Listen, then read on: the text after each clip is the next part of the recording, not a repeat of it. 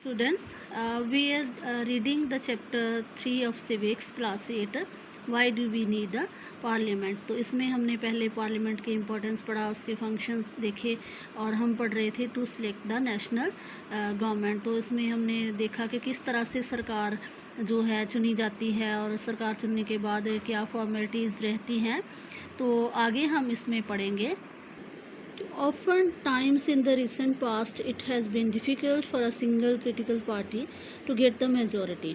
So that is required to form the government. तो जैसे हमने पिछले पार्ट में भी पढ़ा था कि 272 सीट्स जो हैं वो चाहिए होती हैं किसी भी पार्टी को सरकार बनाने के लिए।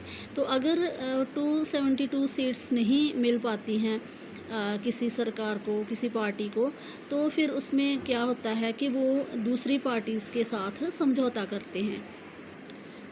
तो जा तो ये समझौता इलेक्शन से पहले ही कई बार पार्टीज़ का हुआ होता है। जैसे पिछले 2014 से पहले हमने देखा कि 2 बार ऐसा हुआ कि यूपीए अलायंस बना था, एनडीए अलायंस था, तो वो पहले से ही उनका गठबंधन बन जाता है, तो इकट्ठे इलेक्शन वो कॉन्टेस्ट करते हैं। तो अगर पहले से ऐसा गठबंधन नहीं भी है तो फिर बाद में वो या तो आज़ाद उम्मीदवार जो हैं उनको साथ लेके सरकार बनाने की कोशिश करते हैं, जहाँ किसी दूसरी जो रीजनल पार्टीज़ भी रहती हैं, जहाँ कोई छोटी मतलब कम आधार वाली जो पार्टीज़ हैं तो उनको साथ लेके सरकार बनाई जाती है।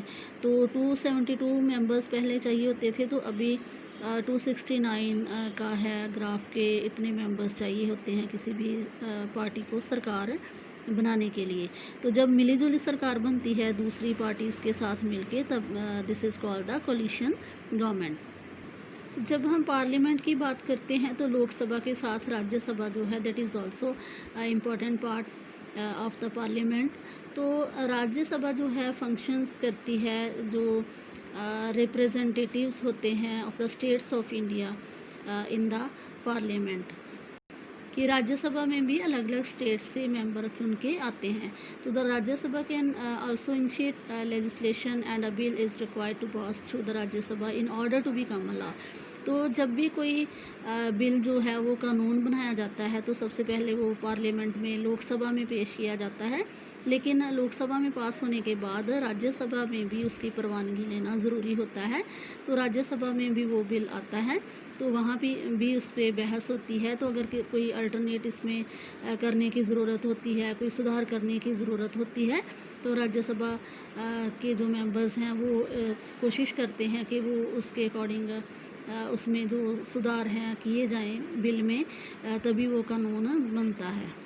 तो राज्यसभा की फॉर्मेशन कैसे होती है, जैसे हम पहले भी डिस्कस कर चुके हैं कि जो हमारे चुने हुए प्रतिनिधि होते हैं वो आगे इनको इलेक्ट करते हैं, और 233 इलेक्टेड मेंबर्स होते हैं, और 12 मेंबर्स जो हैं वो प्रेसिडेंट के द्वारा नॉमिनेट किए जाते हैं, नामजद किए जाते हैं, जिनका किसी भी फील्ड में बहुत अच्छा आधार रहता है, बहुत अच्छा काम उन्होंने किया है। जैसे कोई स्पोर्ट्स के फील्ड में हो, जहाँ लिटरेचर साहित्य के फील्ड में हो, कोई नॉवलिस्ट हो, तो इस तरह से जो चुने हुए जो बहुत अच्छे मतलब आधार वाले बहुत अच्छे जिन्होंने अपने अपने फील्ड में काम किया है, उन लोगों को राष्ट्रपति के द्वारा चुना जाता है राज्यसभा के लिए।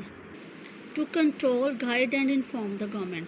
तो पार्लियामेंट वाइल इन सेशन, जब पार्लियामेंट का सेशन स्टार्ट होता है, मतलब जैसे हम स्कूल में क्लास लगाते हैं, तो इसी तरह से कई बार ऐसा होता है कि सारे मेंबर्स जो हैं वो इकट्ठे एक साथ पार्लियामेंट में बैठते हैं।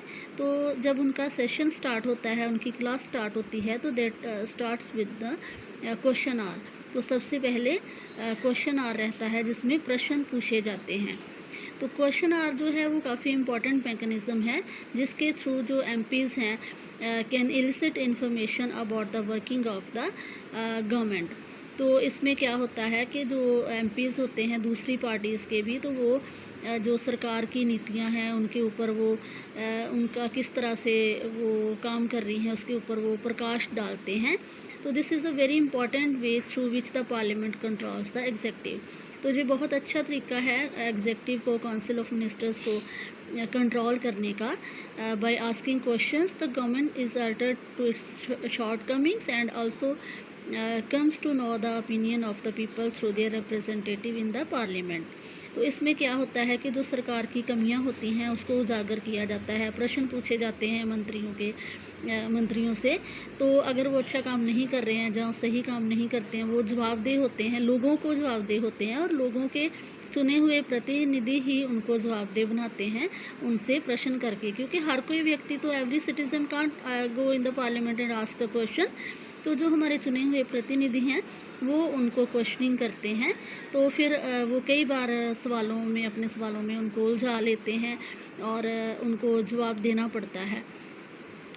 ऑपोजिशन पार्टी का इसमें काफ़ी महत्वपूर्ण रोल रहता है ताकि डेमोक्रेसी जो है वहाँ हेल्दी फंक्शनिंग हो, कि वो अच्छे तरीके से काम करे। क्योंकि अगर कोई क्वेश्चन आर नहीं होगा, कोई ड्रॉबैक्स सामने नहीं आएंगे, पॉलिसीज़ और प्रोग्राम्स जो गवर्नमेंट की रहती हैं, तो किस तरह से फिर सब पॉसिबल होगा। तो अगर पॉलिसीज़ उनकी सामने लाई जाती हैं, लोगों के प्रतिनिधियों द्वारा उनको क्वेश्चन किए जाते हैं, उनकी नीतियों को क्रिटिसाइज़ किया जाता है। हाँ, अच्छे काम के लिए प्रेज़ भी होती है, लेकिन अगर उन्होंने कुछ गलत किया है तो उसको क्रिटिसाइज़ किया जाता है, उसकी आलोचना की जाती है और लोगों की सपोर्ट हासिल करने की कोशिश करते हैं उनके चुने हुए प्रतिनिधि, और सरकार को जवाबदेह बनाते हैं, सरकार को मजबूर करते हैं कि वो लोगों के लिए ही काम करें और अच्छे काम करें, अच्छे कानून बनाएं ताकि सारे लोग खुशहाल रह सकें कंट्री में।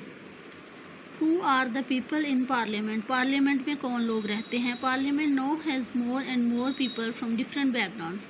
देश के अलग अलग हिस्सों से अलग अलग बैकग्राउंड्स के लोग जो हैं वो आते हैं पार्लियामेंट में चुन के। जैसे कि there are more rural members और also members from many regional parties, क्षेत्रीय पार्टीज़ के मेंबर्स भी आते हैं, और जो अपने अपने स्टेट में वो खड़े होते हैं एमपी की इलेक्शन के लिए।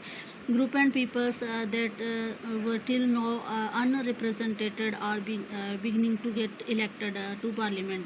वो लोग जैसे दलित लोग थे जो अब तक जहाँ कबीले वाले लोग जो थे जिनको पार्लियामेंट में प्रतिनिधित्व नहीं मिलती थी, तो अब वो भी लोकतंत्री प्रणाली में वो चुन के सरकार में आते हैं, सरकार का हिस्सा बनते हैं और अपने लोगों के लिए वो काम करते हैं।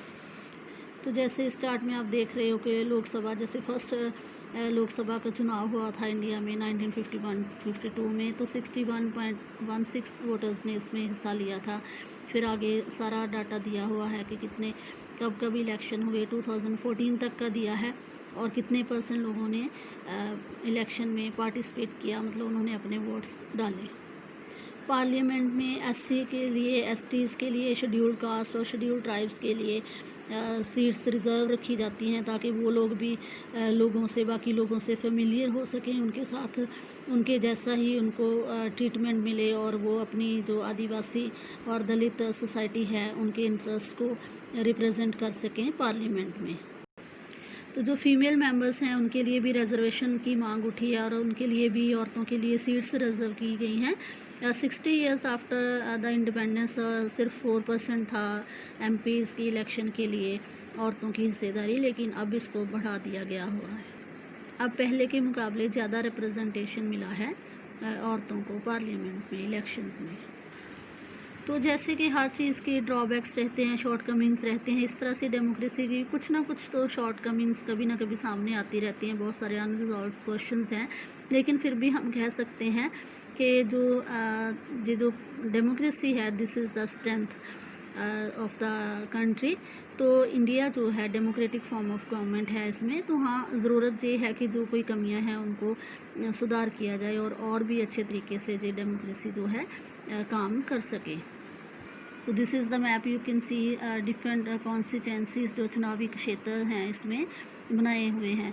तो this is according to the population. अगर किसी स्टेट की, जैसे उत्तर प्रदेश की पॉपुलेशन ज़्यादा है तो उसमें से ज़्यादा मेंबर्स चुन के आते हैं पार्लियामेंट में।